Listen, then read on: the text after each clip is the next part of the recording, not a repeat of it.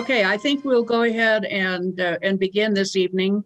Jon Pairett is with the Gallup Fire Department, and you are the fire inspector.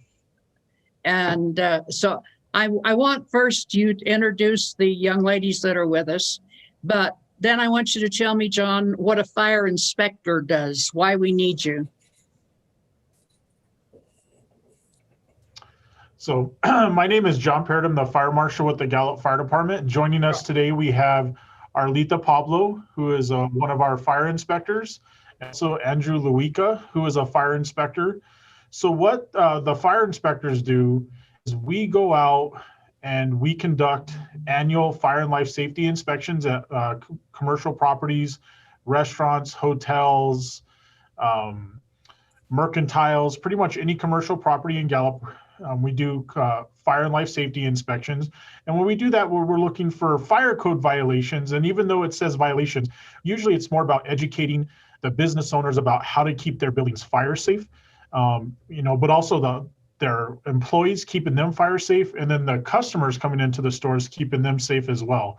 Other things that we do as fire inspectors, we go out and we conduct fire extinguisher training, fire safety training. We install smoke alarms in people's homes inside of Gallup. We conduct fire prevention education in schools. The last year, we've been doing a lot of stuff with COVID. Our job, we've actually been doing more COVID stuff than fire and life safety stuff over the last year because that's kind of been the priority. So for fire inspectors, we do a lot of different things. That's really, tell me how you got involved with COVID. Look, we think the health departments are involved. We think of other people, but you don't think of the fire department until we have a COVID case that you might have to cart around. Tell me what you do with COVID. So in the fire prevention office, we've had several different tasks with COVID over the last year. One of the first ones is the New Mexico Department of Health contacted us to do some COVID assessments at some of our nursing homes and skilled nursing facilities. Those were some of the facilities that were hardest hit. They actually had, lots of their residents pass away from it, sadly. We actually went in there and did COVID assessments, kind of looking at how we could reduce the spread of COVID in those types of facilities. And the staff at those facilities were great. Any recommendations we had, they did. We've what also did you been recommend? With the public health. What did you recommend? So we looked at their kitchen facilities. We looked at how they were doing laundry. We looked at kind of some control barriers to try to, isolate certain wings of the facilities for, having COVID positive patients in that area. And the reason why the fire department got involved in that is, we respond to hazardous materials calls all the time. And part of hazardous materials, there is a biological, kind of portion of that. Well, COVID's kind of a biological thing. It's a disease process. Well, you're also good at your jobs. That I think that makes a big difference. You actually understand how to do this, how to go into buildings and work with people. Absolutely, and that's what we did. With other things in the public health order, there was occupancy limits on businesses, so we do the occupancy loads. So we'd go out and work with businesses on getting what their occupancy load was at certain percentages. Also, if there was any COVID complaints in the city of Gallup, we would actually go out and do the first step of the investigation. And most of the time it was just education. The public health orders changed. COVID safe practices changed because as we learned more about COVID, those safe practices changed as well. So a lot of times business owners just didn't understand the newest updated information. So we did a lot of COVID education. Also with schools reopening, part of that requirement was for fire marshals and fire prevention staff to go in and do COVID assessments at schools. And we actually had to sign off on them to be able to open.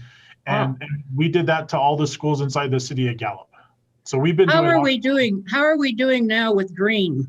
I was so excited that we had turned to green finally. How are we doing, and what are the limits with green? So I'll have to pull up the public health order here real fast. I think it's 50% in restaurants. But the bars aren't open yet. I'm pretty sure. So in the green, so Hey, what we you're have, shocked too. We made green. I thought we'd be in yeah, red until Neverland. actually, I thought we were going to go bump up to yellow, but it was actually awesome that we went up to green. And what that shows is that our community is really working together. Our business owners are working hard. Our community is working hard. People are following COVID safe practices. Everybody's doing what they're supposed to. And I mean, this was a community effort. This just wasn't, the fire department, or the Department of Health. This was all of us working together. So under the green level right now, mass gatherings are limited to no more than 20 individuals. If you're going to have a mass gathering where people in vehicles, it can't be, it's limited to 120 vehicles. And then each of the different types of businesses have different occupancy load limits that range from 50% to 25%. There's indoor and outdoor kind of limitations.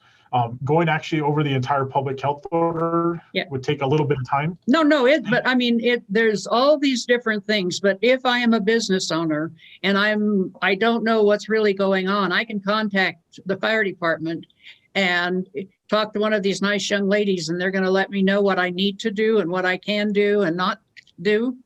Absolutely. If any business owner has a question about any of the public health orders or COVID safe practices, if they contact the fire prevention office, we will be more than happy to help them out. We do that on a daily basis anyways.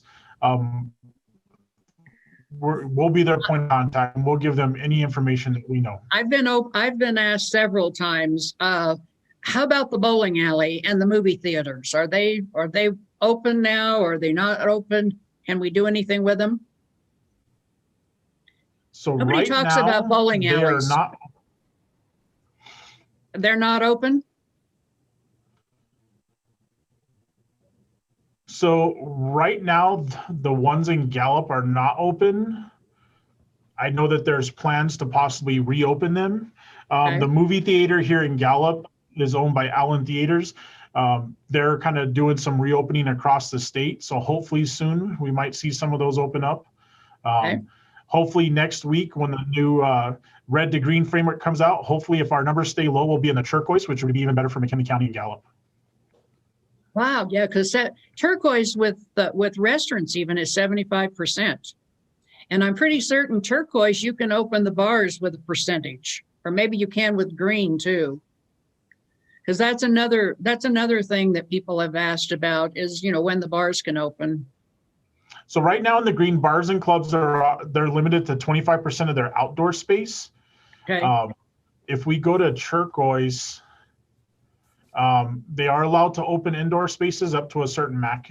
33. I think that's 33%. 33%. Yeah. So hopefully our numbers, if we can keep our COVID positive numbers really low and our testing rates really high, we should be able to proceed to the turquoise level, soon. Who determines where and how we test?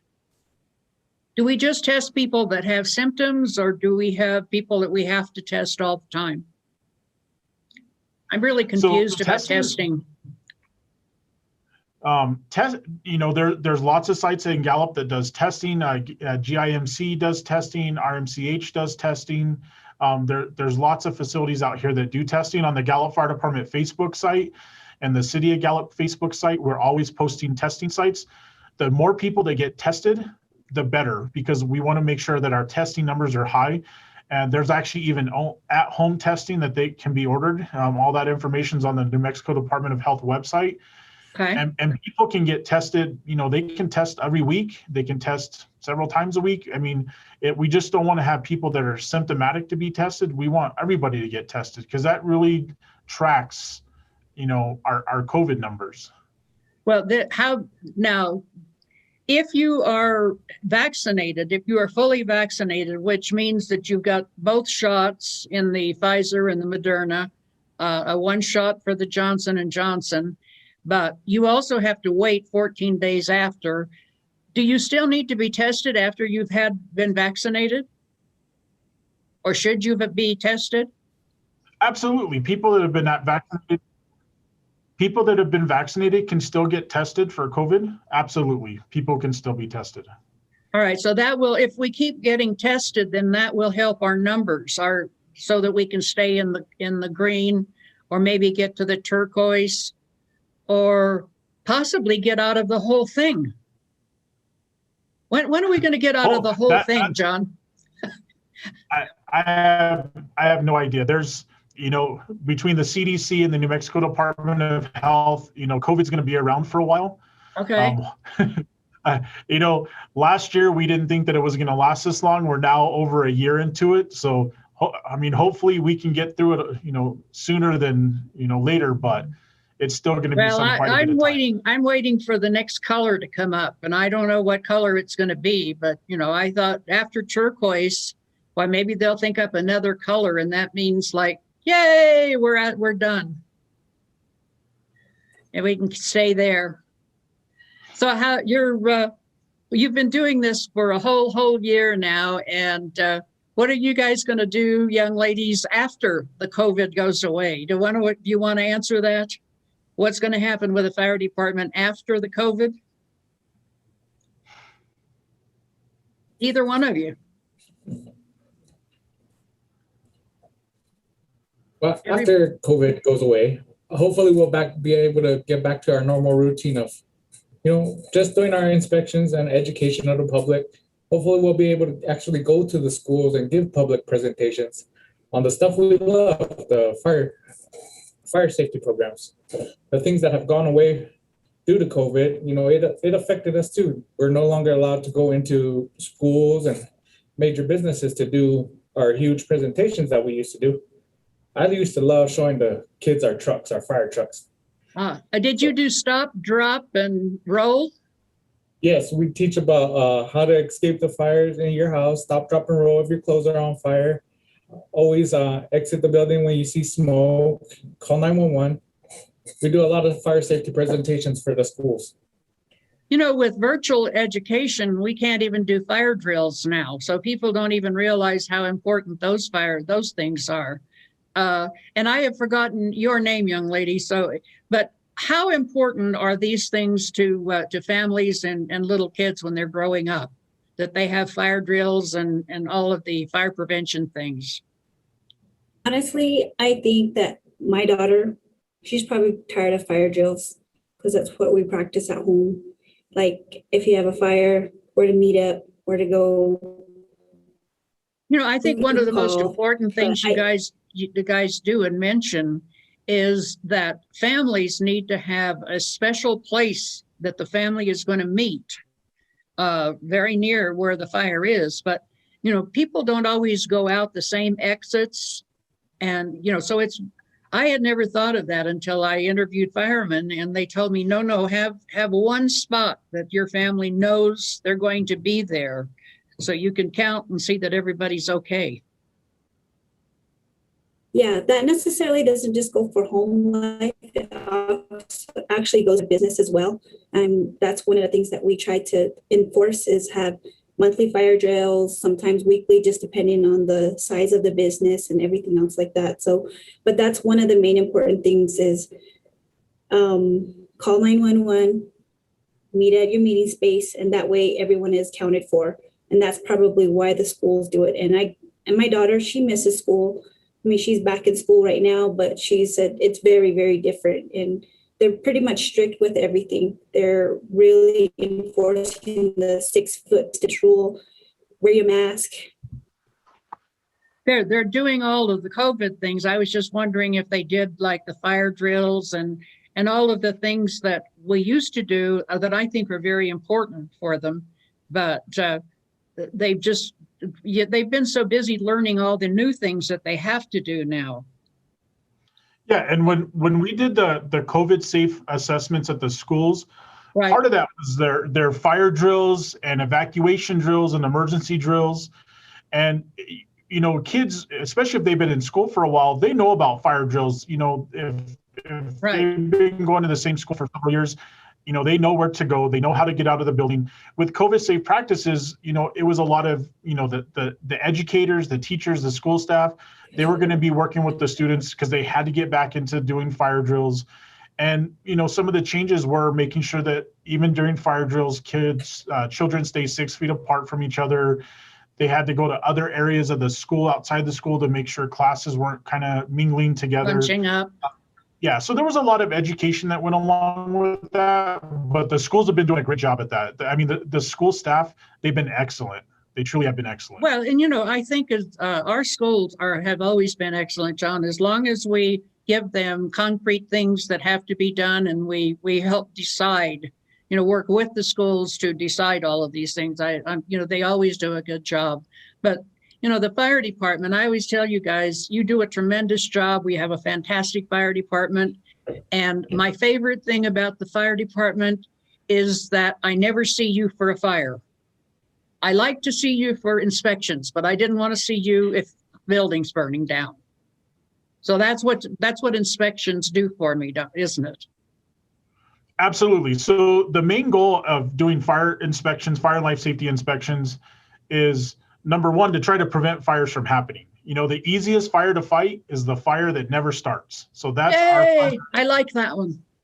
The other thing is, when we do these inspections, we're all, not just preventing fires, but if a fire does happen, because things happen all the time, we can't, there's no way that we could prevent every single fire from happening, but following some, fire safety tips, we can keep those fires, if they do happen, small. And that's the other goal, is either prevent them, or if they do happen, keep them as small as possible. And this is something that a lot of business owners, I don't think, understand, John. You are not there to find violations so that you can shut them down or fine them or anything. You're there to point out the places that businesses need to improve, or they need to fix the building, or those kinds of things that are really, really helpful to the business people. Absolutely. A lot of times when business owners, they hear the fire marshal's coming or the fire inspector's coming, sometimes it doesn't make them, they know that they may not have a good day because of what we're going to find. But we're not there to find violations. We're there to find items that we can educate on. The business owners and the business managers and the employees, they're busy running their business. They're busy, paying bills. They're busy taking care of their customers. And we're, they're the experts in their business. We're the experts on fire safety. So we go in there and we're looking at items that, hopefully will either prevent a fire, or if a fire does occur, keep it as small as possible. So we're there, mostly it's education. We do a ton of education with the business owners, and that's how we like to, we're not the enforcers. We don't go out trying to issue fines, or, people always think that we can close businesses down. That's not what we're here for. We're here for education. Well, and as I say, it's very helpful. I ran a restaurant for a lot of years here, and I always liked your inspections, John. There were other inspectors that I wasn't too fond of. So, but the fire department has always done a really tremendous job with not only the inspections, but I've also had a couple of fires in my time. So I did get to test out that part of the fire department, and you do that well also. So it's not just the inspections that are going well, but everything that the fire department does. How many EMTs have we got now? So every member of the fire department is at least a minimum of an EMT basic.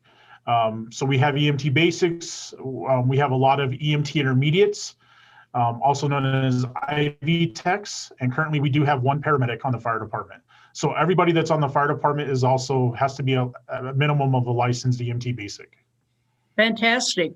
The other thing that we do here, then we're certified to do, is the hazardous program, the team that goes out for hazardous waste on the highway and that kind of thing. Have we still got that program? So we do have hazardous materials technicians on the fire department.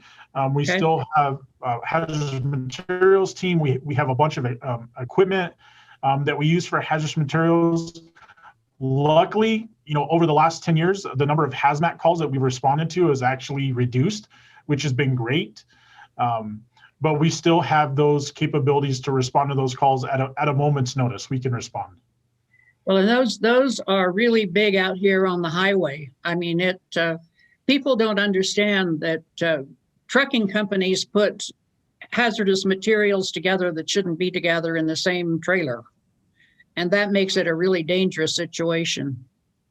And we have a huge risk for it. I mean, we do have Interstate 40 running through Gallup. We also have the railroad, and both of those are big hazard areas for hazardous materials. I mean, we get a lot of accidents on the highway, or excuse me, the interstate with semi trucks. Right. And every once in a while there may be some chemicals involved in it, but most of the time they're non-hazardous materials. Or the biggest hazardous materials incident we deal with is diesel and gasoline. Those are pretty common, and those are very easy to handle. Well, as I say, that you do a tremendous job with that also. So all of this is, I was really excited that you're hiring new people.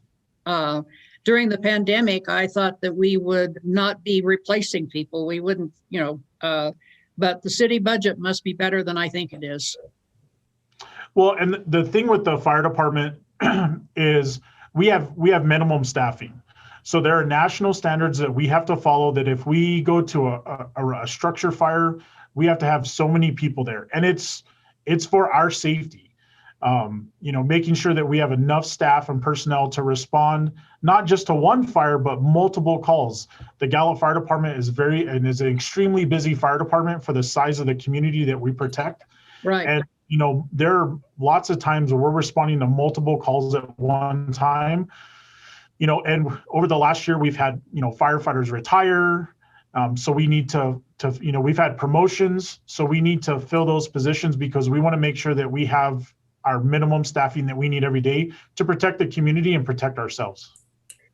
Well, as I say, I think Gallup's fire department is a really, really great fire department, and you do so many things. Oh, one of the things that I really think is sort of cool is because of all your accreditation and because of all the work that our fire department has done through the years, our insurance rates for homes for fire department, fires and that kind of thing is lower here than it would have been if we had not had all this accreditation.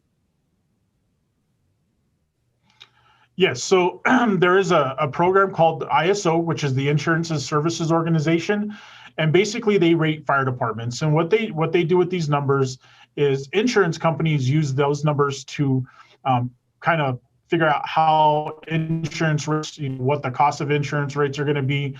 Fire departments are rated on an ISO scale from 1 to a 10. 10 basically means very minimum fire protection, and ISO class 1 is considered exceptional fire protection. The Gallup Fire Department is currently an ISO class 3 fire department. We are in the process of right now, and hopefully in the next couple of years, we're going to have another ISO audit, and we'll be able to move down to a class 2. The dream is to become an ISO class 1 fire department. The problem with smaller fire departments is a lot of that goes with staffing, and there's some other items that go into it. And we work on that every single day. And it's not just the fire prevention office. This is from the newest firefighter to the fire chief. Every member of the Gallup Fire Department works hard every day to try to improve our ISO rating. Well, we also have a really great fire chief because look who he's hiring. You guys are good. So the chief is always noted by the people that are around him. And I think Chuy Morales has done us a tremendous job. And as I say, it can't be, he has to be really great because look at you three and you all know your jobs. Isn't that wonderful? The great thing with Fire Chief Morales, when we just say Fire Chief Morales, most people in Gallup have no idea who we're talking about. So when we say Chuy, everybody knows who we're talking about. Fire Chief Chuy Morales, he joined the Gallup Fire Department, and he's worked his way up through to the ranks of Fire Chief.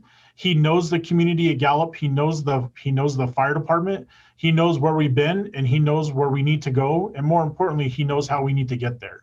So that's right. And he is also the kind of leader that encourages you all to do your jobs quickly, quietly, and efficiently so that you do get there.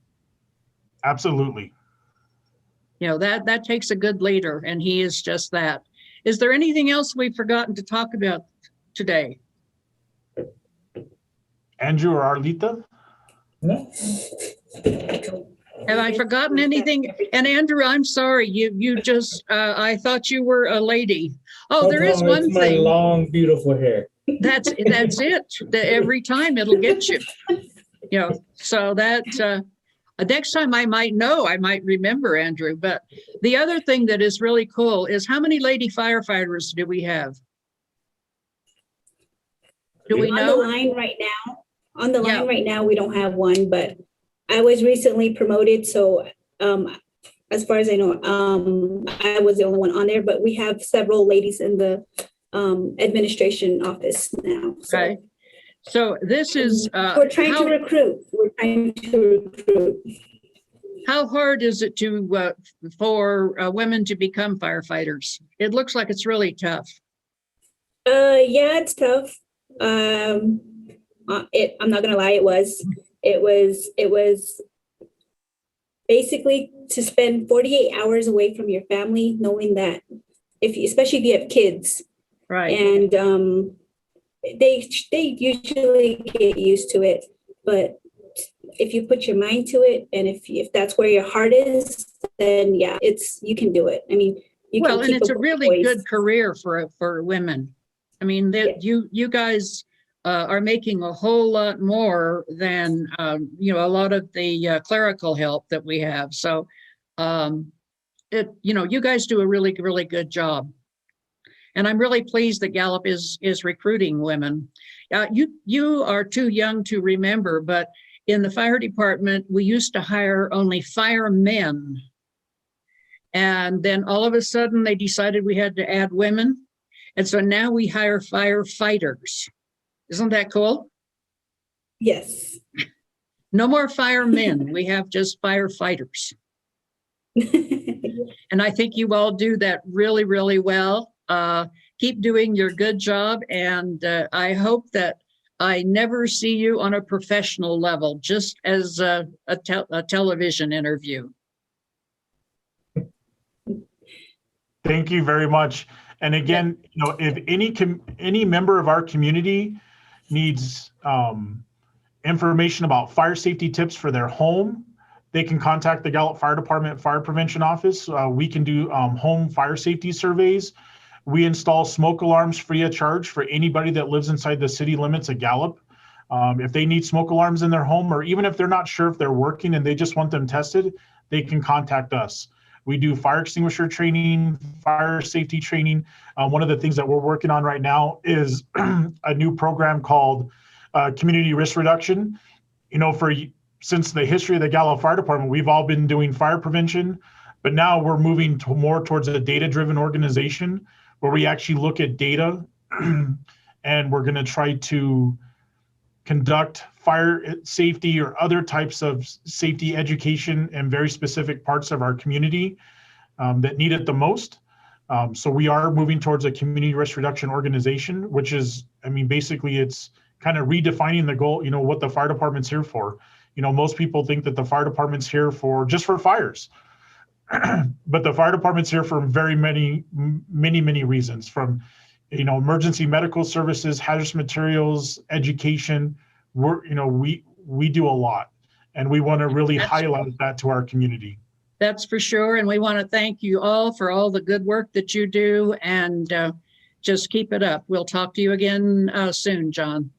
Thanks Thank you for this. very much. Yeah, thank you for coming by. All right. Thank you. Bye-bye. Bye.